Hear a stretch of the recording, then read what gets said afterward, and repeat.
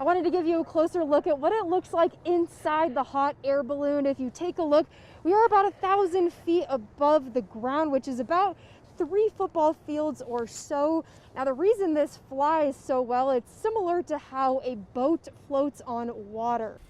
Yeah, good morning, Mark. So when we first got here about an hour ago, we drove by. The fire was actually more on this eastern side, kind of by that house. It looks like it actually missed that house. Now, since in the last probably hour or so, it has moved more west. You can see just how bad those flames are and the smoke coming up from the ground. A lot of charred trees as well. They're just kind of on fire. We have a fire truck right in front of us as well, but a lot of that heavy smoke and flames here in the area. Now, cars are still able to drive through on Highway 50, as you can see. Over the last 15 years, Howard the tortoise has been a staple out here in this pen at Scales and Tails Exotic Reptile Pet Shop, but that pen empty. This is after employees tell me someone snatched Howard up, threw him in their car, then drove away. Yeah, that's right, Rebecca and Adam. Today's hearing is concerning the custody of the daughter that he shares with Kelsie Barrett. So far, her parents have been. Good morning, Matt. Right now is kind of the calm before the storm here. We're going to have a lot of family and friends here filling the academy in just a few hours. But speaking of those cadets, we do have a breakdown of those cadets. Right, Kasha. There's going to be over 900 cadets that are going to be crossing that field this morning. We've seen bow and arrows. Now, Aaliyah, it looks like you're on a boat. Come on. Exactly, Matt, you said get out on the water. I'm out on the water. We are paddle boating today because tomorrow you have the opportunity to come to Get Outdoors Day and learn a little bit about water safety. Here to tell us a little bit more about it is Christina Loretti with Up and Down. So, Christina, why is this such an important thing for people to keep in mind or learn about tomorrow? Yeah, so a lot of people actually haven't tried paddle boarding. Obviously, that's a shared domain between you and the command. Are you happy with where you're at? A tense moment for our news crews today. That's where that preparedness and pre-thinking becomes so important. When our interview with the Secretary of Homeland Security was interrupted by an active threat. The beeping was a missile alert. Between you and the command. We were right in the middle of NORAD headquarters when the alarm sounded. About 2 times a day, we'll get a missile alert and we'll have to respond to and determine whether or not we're under attack or not.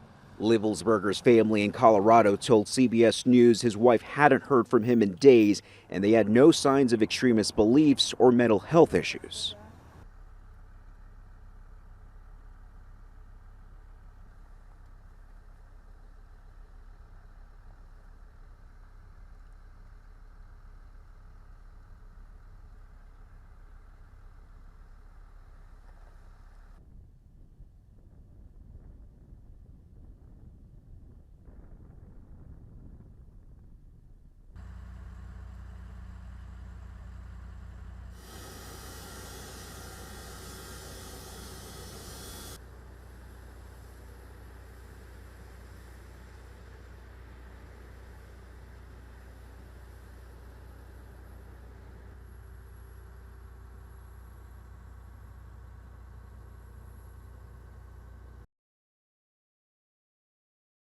Well, take a look. A video we posted to our Facebook page going viral.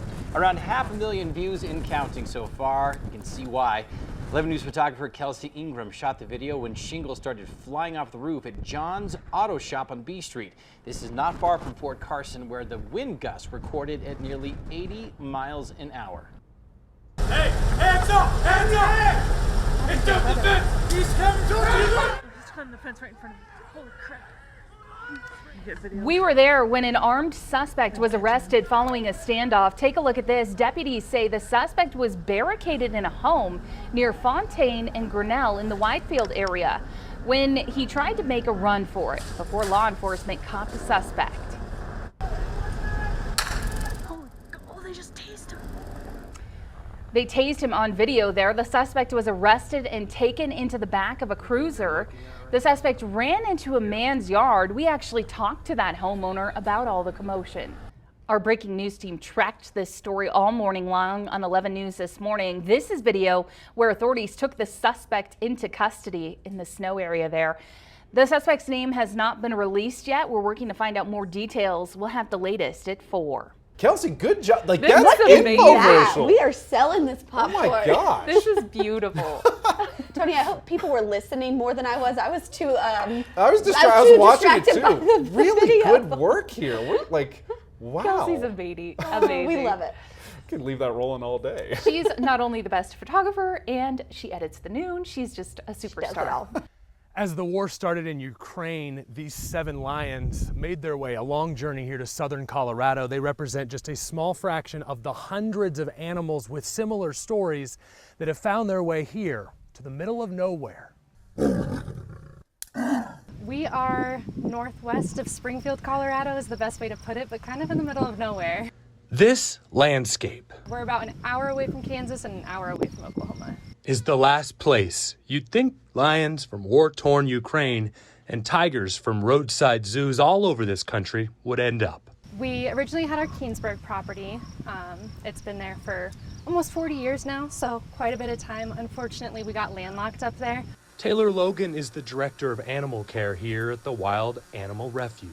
I think sometimes I forget, and then I'll have those random moments where I'm just like, what is your life? What are you doing? I spend all day taking care of tigers and bears and living out in the middle of nowhere. It's like my own little refuge too. This is kind of a little bit of a hidden secret. While you may have visited that other public sanctuary, few people have ever stepped foot on this property. It can be a little off-putting to be in cattle country and hear that a bunch of tigers are moving in. So we did town meetings and we reached out. And for the last 4 years, more animals moved in and new fences have been added. It's a ton of logistics, more than I could sit here and list. They collect solar to electrify the fences, have their own fire trucks, and build their own roads. All of this because of everyday Coloradans supporting their mission to provide this forever safe home for these incredible creatures. This is what we can give them to kind of give them back their lives a little bit. Come here, baby. Right now, the refuge is only using about 2,000 of the 10,000 acres they have available here at this site. The problem for expanding, that means, well, there's more of a need, and that does exist. They say that they also need the support to keep going out here to be able to help more animals like these lions from Ukraine. Reporting in southern Colorado, Matt Kroschel, KKTV 11 News. Video journalist Kelsie Ingram got to take a ride and experience all that Christmas magic firsthand and what it's like to bring that magic to life. Everybody's heard of the Polar Express. This is very similar, but it's our own brand. This year we added lights to the entire consist of the train. And we have an even more spectacular North Pole this year. We have over 30,000 lights set up there, tens of thousands of lights just on the train itself. And it's just magical. I mean, look at our lights, the train, everything. We have the most wonderful crew too. Everybody's talented, really cares.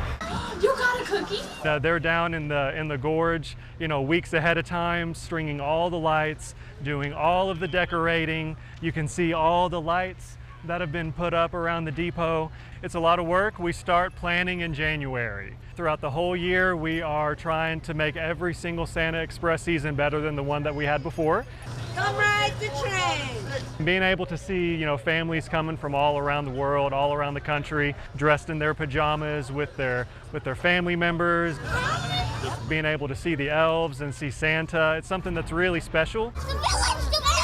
You see the sign that you're getting to the North Pole. Everybody gets so excited. And once Santa gets on the train, everybody loses their mind. This is the jolly elf himself, and he's here on the train.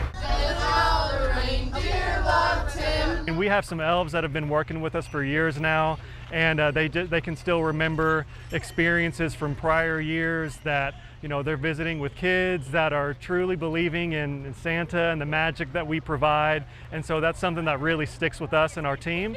It's a team effort trying to get all this work done, but it's something that we look forward to, for 10.5 months out of the year. There's no place like the Royal Gorge. I would say that this is the most unique scenic railroad experience in the country, and there's no other place that does what we do.